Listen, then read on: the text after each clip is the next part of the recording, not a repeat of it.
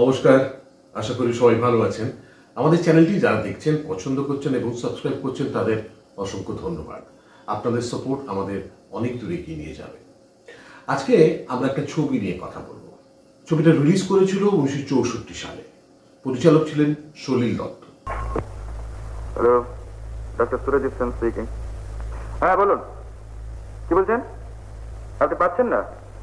বুঝতে পেরেছি, অতগুলো টাকা আপনি ইনভেস্ট করতে ভয় পাচ্ছেন। আচ্ছা ঠিক আছে, তা ঠিক আছে, কি আর করা যাবে, ছেড়ে দেন। আচ্ছা।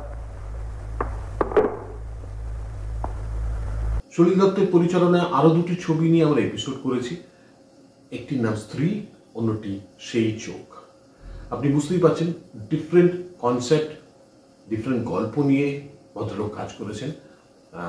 এই ছবিটিও একটু অন্য রকমের, সাধারণ নিছক প্রেমের গল্প নয়। ছবিটিতে সঙ্গীত করেছেন রবীন চ্যাটার্জি।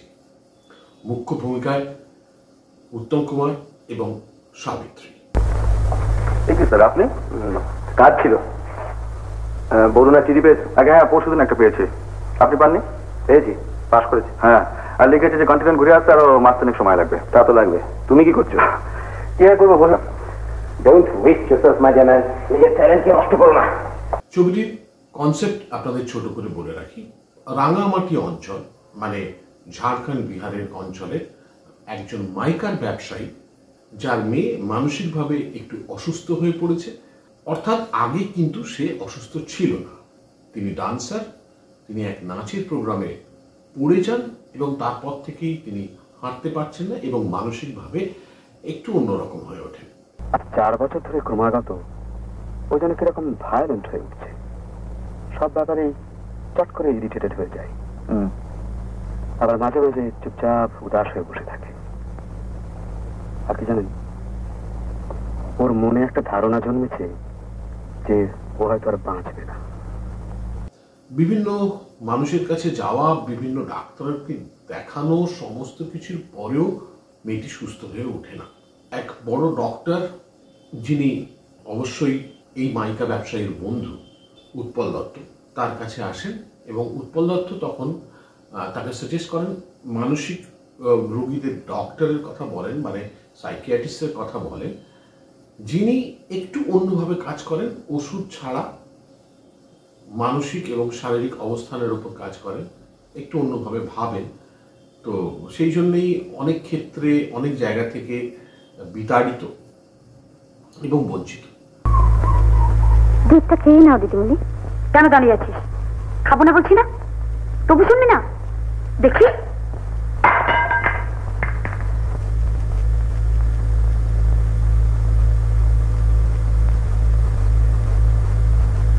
সেই মানুষটি উত্তম কুমার, তাকে পাঠানো হয় এবং সেখানে গিয়ে তিনি আস্তে আস্তে সাবিত্রীকে সুস্থ করে তোলেন।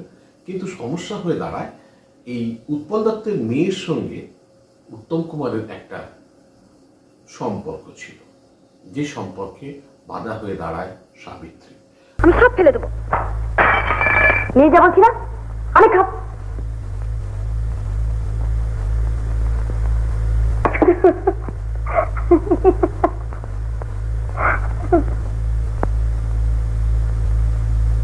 মানে সাবিত্রী সুস্থ হওয়ার পর উত্তম কুমারকে আর ছাড়তে চায় না। উত্তম কুমার যদি কিছু বলেন তার মনের বিরুদ্ধে, তাহলে কিন্তু তিনি আবার সেই রকম অসুস্থ হয়ে পড়েন বা ভায়োলেন্ট হয়ে যান। এটা নিয়েই গল্প। আর গল্পটা শুধু এভাবে বলা যাবে না, দেখতে হবে। না দেখলে অবশ্যই গল্পের পরতে পরতে লুকিয়ে থাকা অনুভূতিগুলো আপনারা পাবেন না।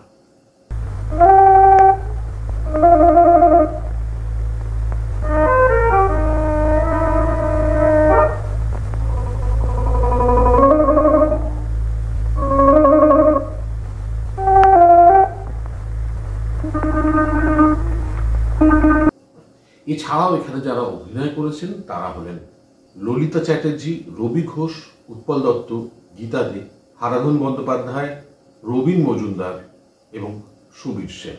এই ছবিটি দেখতে বসলে বেশ একটা ফ্রেশ ফিল বা একটা ফ্রেশ অনুভূতি, একটা সতেজ তরতাজা ভাব প্রথম থেকেই ছবিটির মধ্যে রয়েছে।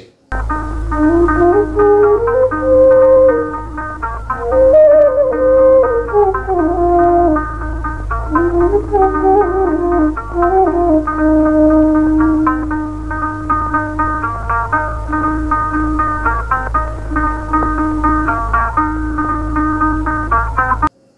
জন্যে দায়ী অবশ্যই ভৌগোলিক পরিবেশ। যদিও প্রিন্টটা সেরকম আর ভালো নেই, তবুও একটা মন খোলা ব্যাপার প্রথম থেকেই ছিল। উত্তম কুমার সেই জায়গাতে মানে সাবিত্রীর বাড়িতে যাওয়ার পর থেকে আস্তে আস্তে ভালো লাগাটা শুরু হয়, এবং জায়গাটা সেখানে এই পরিবেশটা কিন্তু ভীষণভাবে কাজ করে। আজ আপনি বাইরে?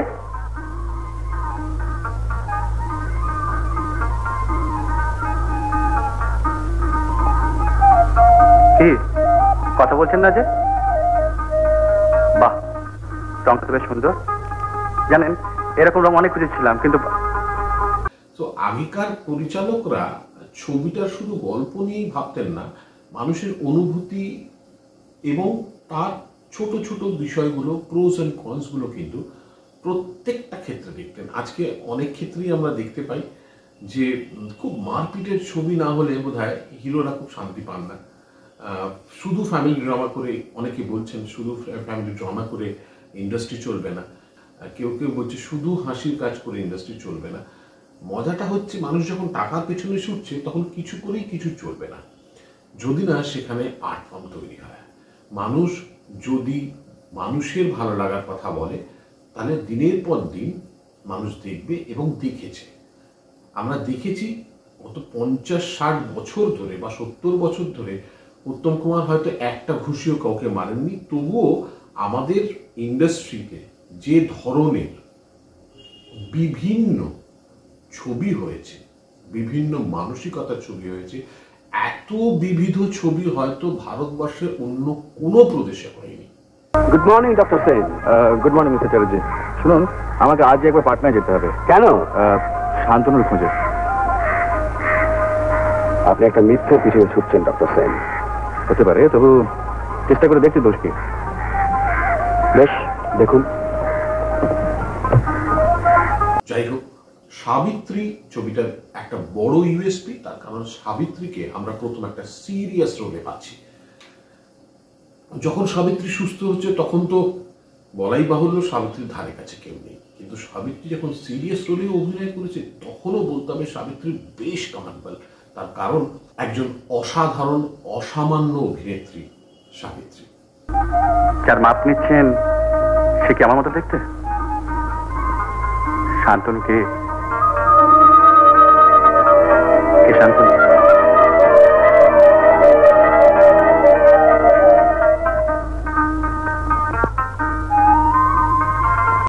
একটা সিরিয়াস রোল আমরা সত্যি এই ধরনের ছবিতে সাবিত্রীকে দেখিনি।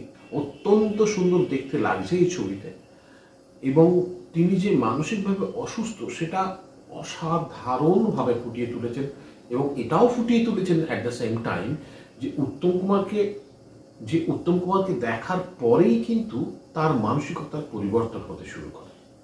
কোথায় গেছিলে? বাহ, আমার বুঝি অন্য কোনো কাজ থাকতে পারে না? না, পারে না। আমাকে দেখাশোনা করার জন্য তোমাকে এখানে আনা হয়েছে। জানি, মানলাম, কিন্তু খেয়ে নিন। খাবো না। কেন? খিদে নেই। তোমার খাবার কোথায়? আমি খেয়ে এবং তিনি চাইতে না চাইতে কিন্তু তার উপর নির্ভর করতে শুরু করে। উত্তম কুমারের দোটানাটা উত্তম কুমার খুব ভালোভাবে প্রকাশ করেছে।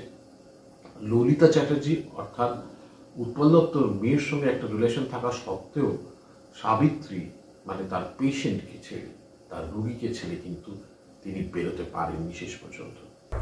আমি কোনোদিন কিচ্ছু পারব না যদি তুমি ছেড়ে দাও।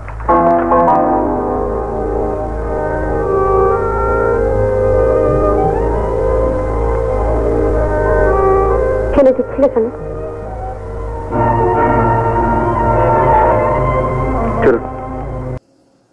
খুব ইন্টেলিজেন্ট একটা জায়গায় ছবিটা শেষ করা হয়েছে, যেখানে উত্তম কুমার তার বাড়ি থেকে কলকাতায় চলে আসছিল এবং সাবিত্রী তার সুটকেসটা নিয়ে গিয়ে ভেতরে রেখে দেয়। আটকে পড়লেন উত্তম কুমার, আসতে পারলেন না কলকাতা। এইরকম একটা জায়গায় ছবিটা শেষ করা হয়েছে।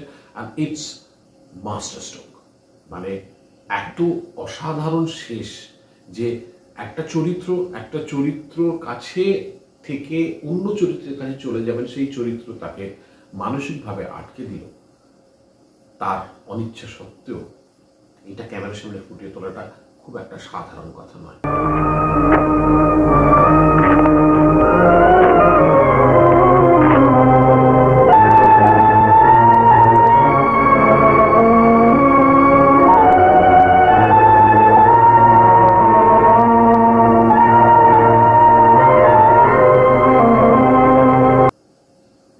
বাংলায় সারা জীবন ভালো ছবি হয়ে এসছে, ভালো ছবির কোনো রকম ফর্ম হয় না, শুধু একটাই ফর্ম হয় ভালো ছবি, এবং যেটা মনোগ্রাহী, আমাদের মনকে ছুঁয়ে যায়।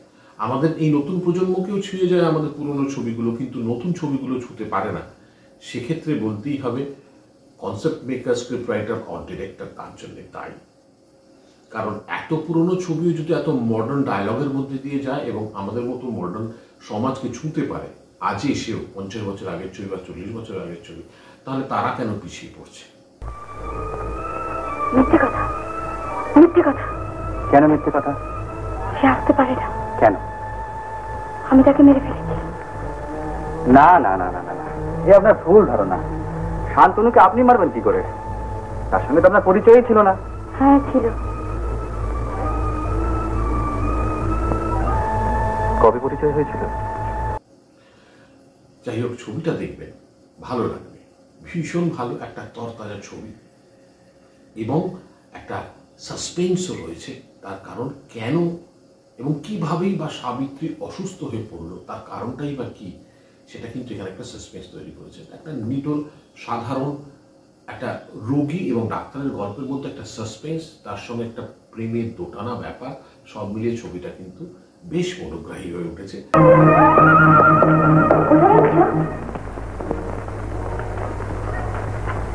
তুমি চলে যাচ্ছ?